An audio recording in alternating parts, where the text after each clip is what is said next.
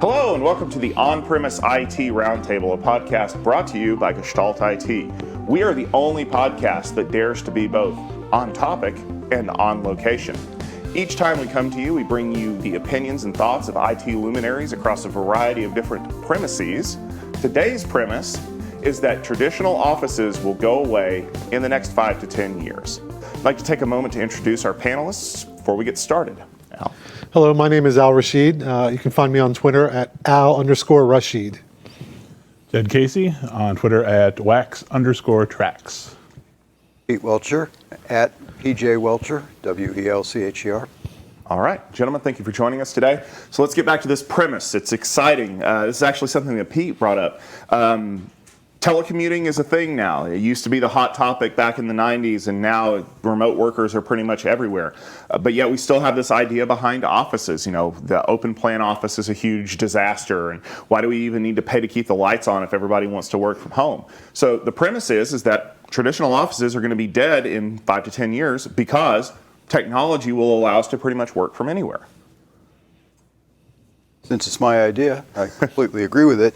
I wanted to, I thought maybe a good place to start would be to produce some evidence. Okay. And so I'm going to name names. I've been watching Cisco over the years. Mm-hmm. And at one point, their real estate arm got very good at acquiring office space. Mm-hmm. And then they started doing hoteling. And there were these ghost hotels, buildings full of desks that weren't getting used. Mm-hmm. And then it shrank and went back the other way. And I think some of those drivers are maybe accelerating as we go forward. Finding talent. You have to take people kind of where they are. People move between jobs. They don't want to have to relocate, family commitments, that kind of thing. And so talent's distributed. I think Amazon just ran into that problem. They're talking about dual HQs now because they're worried about the density of talent. And one perspective is, well, maybe that's the wrong approach because they're trying to find concentrated talent, and that precludes people from living in inexpensive housing, rural areas, whatever. Very good. So to counter that premise, that support, one of the things we actually see from a lot of the large social media companies like Facebook and, well, Google, is that if you take a job with someone like Facebook, you have to move to Silicon Valley. You are not allowed to work remotely. That's a big deal for them. They want you in the office. And in order to facilitate that, they give you meals and transportation and housing assistance and all these other things because they want you here. How do you combat that? That's a very good question. And there's this whole theory that you get innovation when people get together and have random interactions. Seen it myself, so I believe in it. Is it worth the price? Good question. Don't know. I do know of one firm in Seattle where they move people's desks, their seat assignments, and there are no departments. They're deliberately mixing people throughout the entire organization just to get people to network with other people and random associations. And the guy I know there said it really works. Okay, well, Jed, I'm going to bring up a good point here because this is something I had to deal with when I worked in a traditional office. What happens when you get interrupted? I got to the point where I would wear headphones over my ears and I would be like, go away because I'm busy working. How do you deal with that in an office environment where I want to get some stuff done and I don't want to talk to any of you people? Yes, personally, I experience that frequently, and headphones definitely. But and that leads to the desire to work remotely because you can get more done. But at the same time, maybe this is more region specific, but in general, I don't see it happening within 5 or even 10 years because businesses are generally slow to change. They have established business processes, and then in this case, they'll have various real estate holdings on top of that may take more than 10 years to pay for themselves. Now, Al, you had some thoughts? He's got a good point. I think it depends on the business, the type of business that they do. There is a tendency to, just kind of put it off. But going back to your point about being disrupted at work, I find that very often. And as you guys discussed, I have to put on headphones. In the occasion that I do work from home, and it's very rare, I'm more productive when I'm working from home. I'll put in extra time when I'm working from home because I know I'll get the job done in an efficient, peaceful manner. So let's talk about that for a minute, because that's actually one of the detriments to having a largely remote workforce. It's not detriment to the company, it's a detriment to work-life balance. I mean, I work from my home in Central Time. I work with a bunch of people who live in Pacific Time. There are often many times when I am on the phone at 6:30 p.m. at night because it's still not closing time in the Pacific time zone. And my wife is constantly asking me, can you not do that tomorrow? I'm like, well, it's technically not done with today yet here. And that's a problem with remote work. Now, I don't know if that's specific to the fact that we work across multiple different regions. But if you're talking about really, truly remotely working, whether it's working for a large company or working for a small firm, you have to think about that time zone balance for the people who are your customers. Is that something that could be more likely to cause people to want to be in an office? It doesn't change. How so? Even if you're reporting into an office, let's say on the East Coast, and you're doing work with people on the West Coast, somehow you're going to have to talk to them. And if you are doing commute, you end up doing it in the car, where hopefully at least half of your brain is focused on on driving rather than on the phone conversation. That's true. I agree with that. Being in IT, there's often times where your day may technically end at 5:30, whatever, but something comes up and you get the call and you got to fix it. Yeah. And you take comp time, so or at least with a with the appropriate employer, and assuming you're not inundated in work, you get to schedule around things, and so maybe you can manage to be there in the morning for your kids or whatever. Another factor that I think factors in is is commute time. And this has kind of been being driven by what I call the affordability radius, the distance from a city that you have to measure it in hours of commute, where you can afford to buy housing. But it's getting worse. The traffic density is increasing to the point where I suspect it's already non-viable. In the New York City area, where I grew up, I've just been kind of watching it over the years, and I think the affordability radius is about 2.5 hours out now. And people live their life on the train or whatever. Yeah, and that's actually a huge problem here in the Bay Area as well, because the ability for you to find housing in a population-dense area is practically impossible. The number of people that are having to move to South Bay to be able to buy a place to live, and then they commute up the Caltrain every day to get into San Francisco. My old job, I had to drive half an hour every morning, and I had to factor commute time into everything. And it was kind of a pain in the neck, but I really also didn't have a whole lot of other places that I could work. So there's a cost associated with that, because your office is expensive if you're in dense urban real estate. Your staff has to be comped so they can afford the housing. So I interviewed somebody whose rent in San Francisco was $3,600 a month, and he'd just been informed by his landlord it was going to double. Wow. And he realized, hey, I can buy one heck of a house on the East Coast for that money. That's true. Al? For me personally, commute time is very, very important. It does provide a balance. It gives you an improved quality of life. There have been occasions where I've been offered positions in the DC metro area, and the first thing I look at is where it's located. And then I think to myself, 45 minutes on a good day. And Pete can relate to this. Traffic in our area is not the greatest. Yeah, that's true. I'll tell you that my average commute time is about 5 minutes, depending on whether or not I have to put on pants every morning. But TMI. I know, right? But on the flip side of that is, I have to get up and motivate myself to go to work, because I don't have to get up and leave at a specific time in order to make it into the office to get work done or have phone calls or things like that. So there's a lot of things that go into that.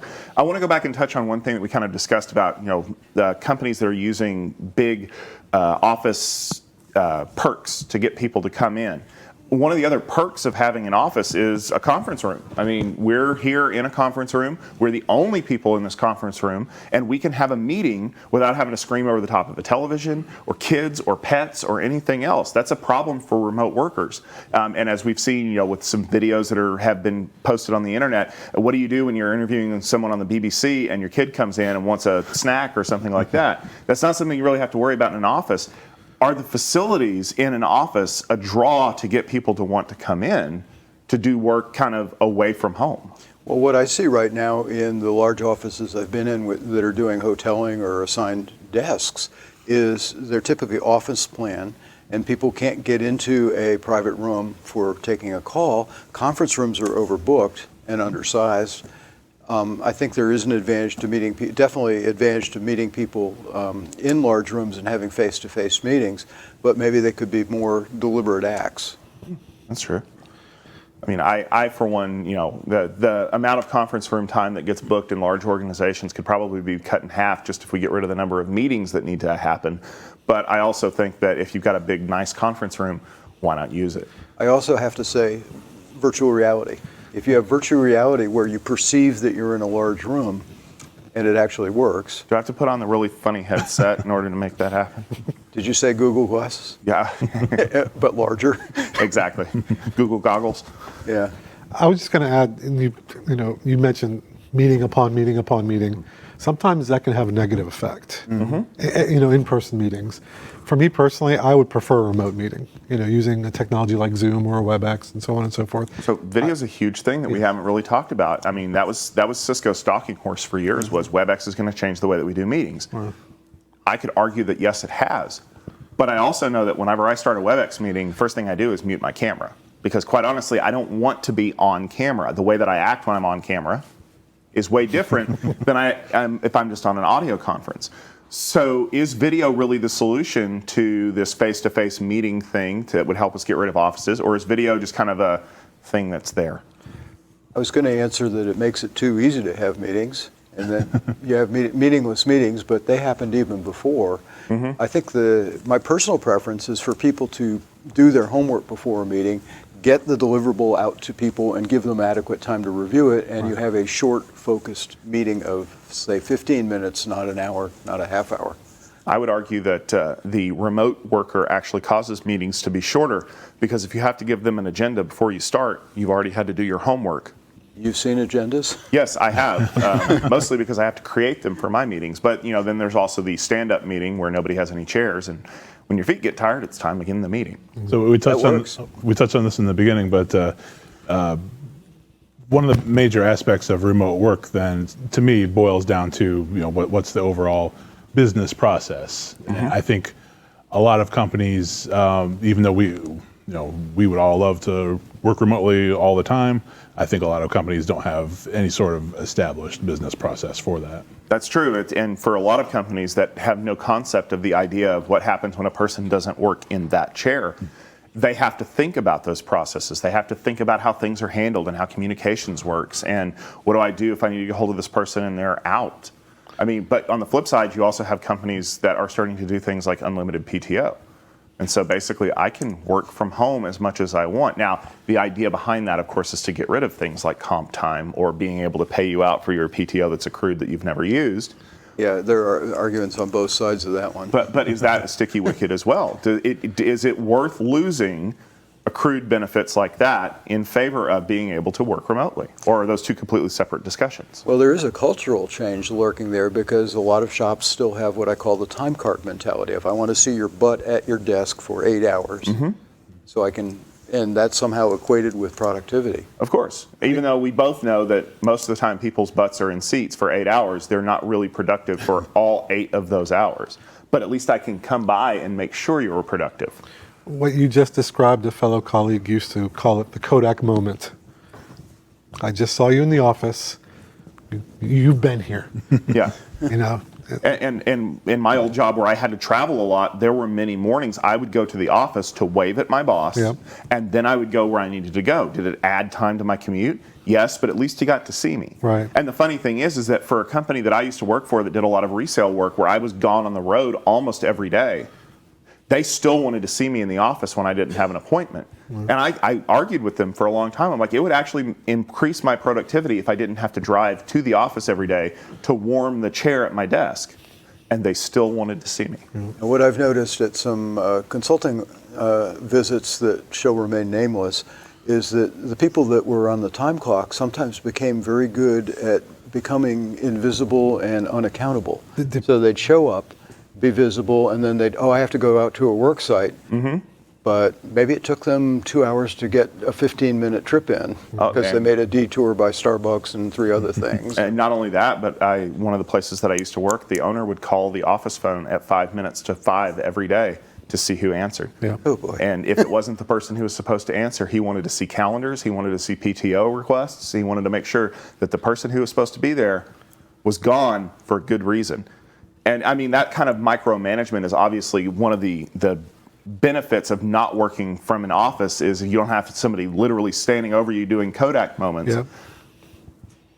But is that just breeding bad managers then? It breaks trust. But there's two sides to every story. Oh, there is. Yeah. I've seen people abuse Yep. trust. So. Yeah, and that's the thing with remote work is you kind of have to build up that idea that I can be trustworthy enough to get this done. Because let's face it, if the premise of this episode is absolutely true, that in 5 to 10 years, that what we consider to be a traditional office, kind of like the one we're sitting in right now, goes away, that's a huge problem for real estate. I mean, a whole bunch of offices sitting empty. I mean, maybe we could turn this into an apartment complex or something like that.